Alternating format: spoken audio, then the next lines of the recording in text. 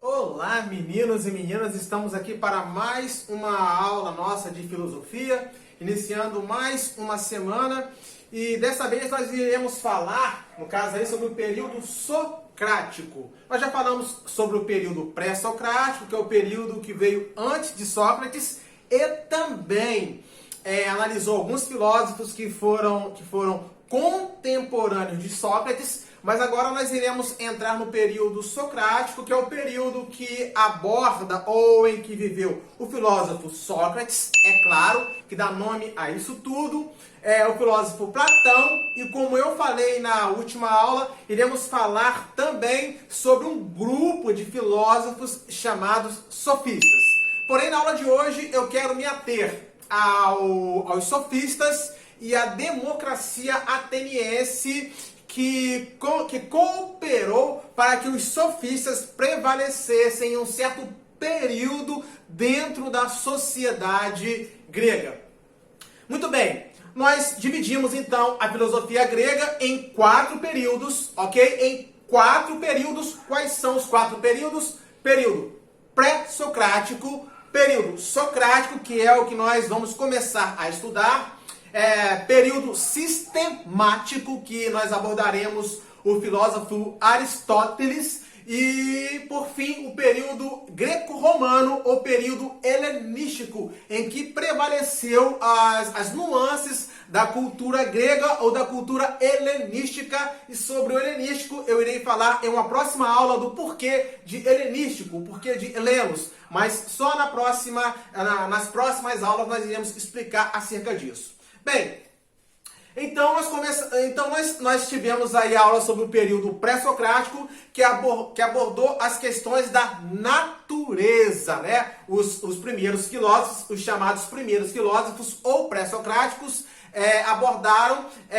buscavam na natureza a origem de todas as coisas, não é? Como nós temos aí o filósofo Tales de Mileto, que buscou a origem do mundo na água. Temos também o filósofo Anaxímenes, que buscou a origem de todas as coisas no ar. Temos também o Demócrito, que buscou a origem de todas as coisas, né? A origem do mundo no fogo, e outros tantos.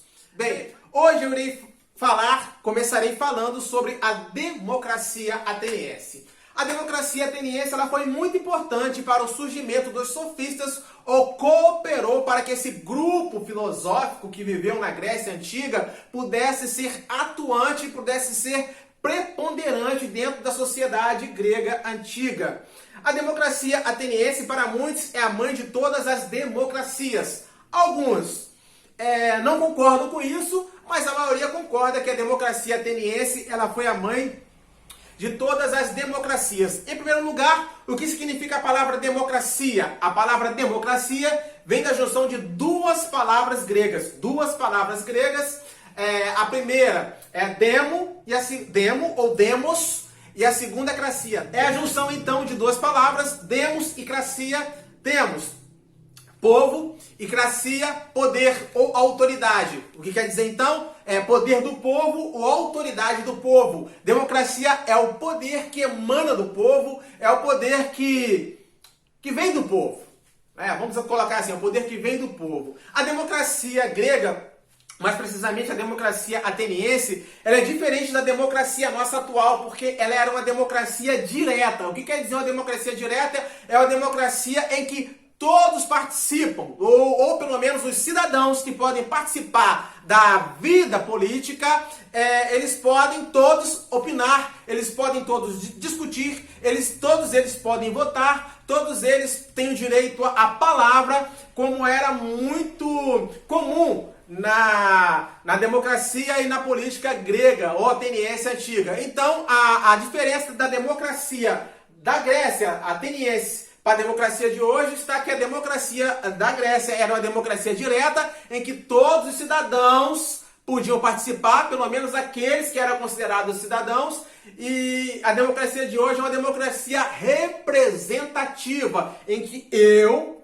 você, né, todos aqueles que tenham o direito de votar, ou que já podem votar, elegem seus representantes para que possam representá-los, no caso, no município, os vereadores, na esfera estadual, os deputados estaduais, na esfera federal, em Brasília, no caso, são os senadores e deputados federais. Então a democracia ateniense era uma democracia direta, e a democracia atual, principalmente a nossa, brasileira, é uma democracia representativa, no qual nós, eleitores, elegemos os nossos representantes, ok?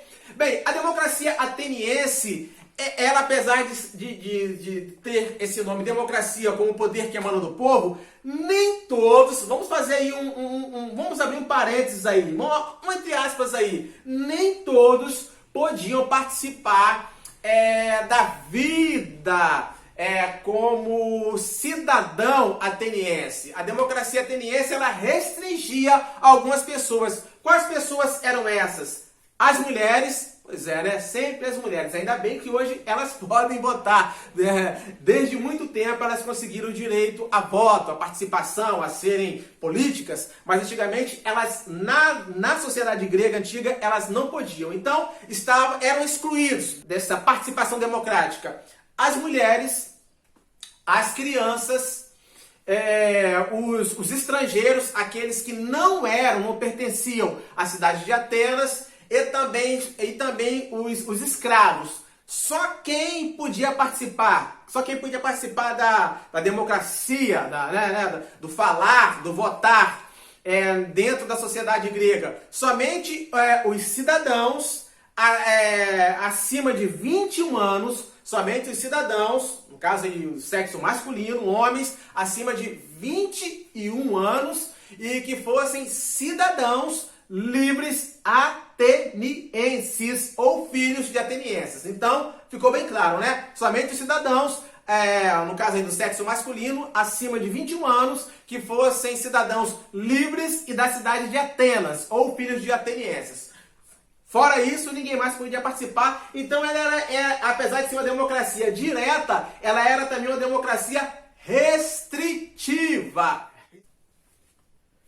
Então, esses cidadãos acima de 21 anos, livres e atenienses, eles podiam votar e falar aonde? Como já falei anteriormente, na Ágora, que era a praça pública. A Ágora era uma praça pública que ficava no centro da cidade de Atenas, e ali os cidadãos votavam, discutiam, debatiam e falavam.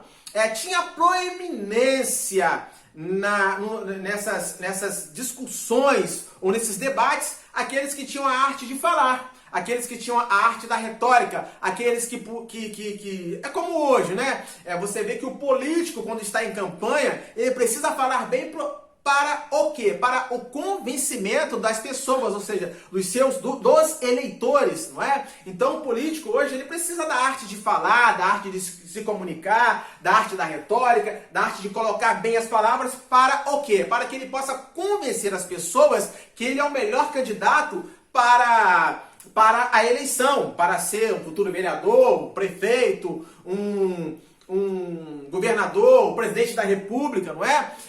Um deputado federal, um senador. Então nós temos aí na Grécia Antiga, mais precisamente em Atenas, precisavam também de bons oradores, pessoas que tinham a arte do convencimento ao falar, para que pudessem então ter os seus projetos aprovados, e também a ideia que ele queria passar aprovada diante daquela assembleia que acontecia na cidade de Atenas. Então a democracia ateniense acabava beneficiando aquelas pessoas que tinham a arte da retórica. É nesse contexto aí, isso possibilitou a chamada democracia ateniense, possibilitou que surgissem os sofistas. Os sofistas, na realidade, eram mestres na arte da retórica. Isso mesmo.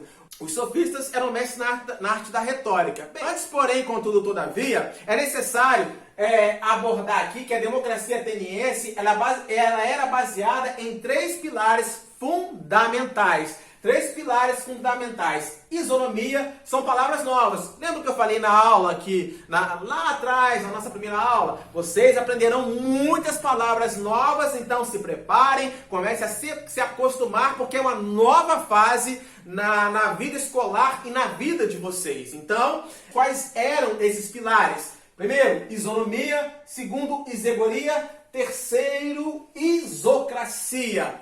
Isonomia, duas palavras gregas também, igualdade perante a lei. Iso, de igual, e nomia de nomos, lei. Então, o cidadão ateniense, ele tinha igualdade perante a lei, ou seja, não havia distinção de cidadãos perante a lei. Segundo, isegoria. Isegoria quer dizer igualdade de fala nas assembleias públicas, ou seja, qualquer cidadão, desde que colocado dentro daquele princípio de quem eram os cidadãos, poderia falar na praça pública desde que conseguisse falar e tivesse uma boa oratória. Então, isegoria quer dizer igualdade de fala nas assembleias públicas. E o terceiro, isocracia, igualdade de acesso ao poder público. Qualquer cidadão, desde que inserido naquele conjunto de quem eram os cidadãos, poderia ter acesso ao poder público, ou seja, poderia exercer um cargo político dentro dos cargos oferecidos na Grécia Antiga ou na cidade, mais precisamente na cidade de Atenas. Muito bem. Então, é nesse contexto aí que surgem os sofistas, né? Voltando aqui mais um pouco, os sofistas, a palavra sofista quer dizer sábios, ou sábio, mais precisamente sábio. Alguns dizem sábios, outros dizem sábio, mas vamos até aqui. A palavra sofista quer dizer sábio, ou pessoa de grande sabedoria, porque os sofistas se autoproclamavam saber tudo. Saber de política, saber da arte da vida, o conhecimento. Os sofistas, eles eram mestres na arte da argumentação, mestres na arte da retórica, não importasse qual fosse o tema. É por isso que durante muito tempo, a palavra sofista foi entendida como alguém mau caráter, alguém que era usurpador, alguém que não era honesto, alguém que tinha prerrogativas falsas, na realidade um impostor. Por quê? Porque isso aí dito pelos seus oponentes da época, como por exemplo o próprio Sócrates. Sócrates, ele confrontava os sofistas, diziam que eles eram mentirosos, enganadores, apesar da boa retórica que tinham. O Xenofonte, um filósofo da antiguidade, filósofo e historiador, um soldado, aliás, o Xenofonte também batia de frente com os sofistas, assim como Aristóteles. Então, os sofistas, eles eram um grupo que eram considerados por esses seus algozes ou inimigos, um grupo de impostores, um grupo de pessoas que usavam a arte da retórica e da palavra, na realidade, para conseguir tudo o que queria, independentemente do conceito, ou independentemente se aquilo era certo ou errado. Então os sofistas eram considerados por muitos dos seus algozes enganadores, e essa fama os acompanhou durante muito tempo na história. Eles eram, na realidade, professores viajantes que iam de cidade em cidade ensinando justamente isso, a arte da retórica, porque também eles eram considerados, de certa forma, impostores, porque eles cobravam. Eles iam de cidade em cidade, eram professores ambulantes, para ensinar a arte da retórica, da persuasão, e cobravam para passar tudo aquilo que sabiam, cobravam para ensinar a retórica, cobravam para ensinar a oratória, cobravam para ensinar a arte do convencimento. Isso tudo cooperou também para que eles fossem considerados impostores e, de certa forma, enganadores e mau caráter. De uns tempos para cá, os sofistas foram considerados de suma importância, porque justamente por isso, por eles terem sido mestres na arte da retórica, da oratória e da persuasão, e muita gente aproveitou-se desses ensinamentos dos sofistas para aprender a falar, aprender a ser um bom orador, para aprender a ter uma boa retórica, justamente para falar na ágora. Pois é, destacavam-se entre os ensinamentos dos sofistas aqueles que tinham, quais ensinamentos esses que se destacavam? Aqueles que tinham como objetivo o desenvolvimento da habilidade da argumentação, como eu já bem coloquei aqui e muito coloquei, e segundo, aqueles que tinham domínio de doutrinas divergentes. É o que eu estou falando, não interessa qual é o tema daquilo que você vai explanar. O que interessa é que você tenha um bom poder de convencimento em cima desse tema para convencer as pessoas. Não interessa. O que interessa é você ter um bom poder de convencimento, seja qual for o tema. Bem, e aí nós temos os principais sofistas.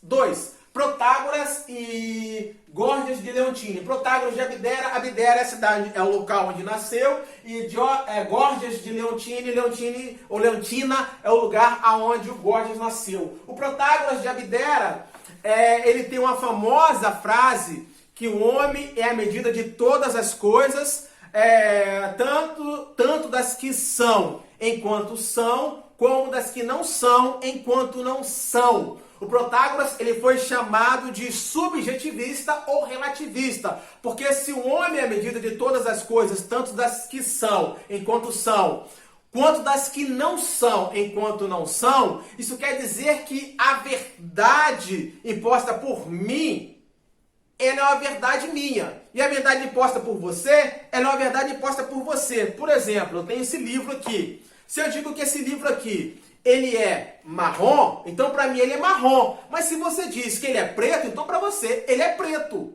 Então se esse livro aqui, ele é um livro virtuoso para mim, então essa é a minha verdade, ele é um livro virtuoso. Mas se esse livro aqui é um livro desonesto para você, então esse livro aqui é um livro desonesto, essa é a sua verdade. Então não há uma verdade em si, tudo é relativo, tudo é muito subjetivo. Então o Protágoras, ficou muito famoso e conhecido justamente pelo seu subjetivismo ou seu relativismo. E nós temos também o outro chamado Górgias. Ele foi um dos grandes oradores da Grécia, que afirmava que um bom orador, ele é capaz de convencer qualquer pessoa sobre qualquer coisa, não importa qual é o tema. Lembra que eu falei lá atrás? Não importa qual é o tema, não importa qual é o que é colocado para que ele possa argumentar. O que interessa é que ele argumente bem e, em argumentando bem, ele consiga convencer as pessoas. Uma famosa frase do Górgias é: o ser não existe.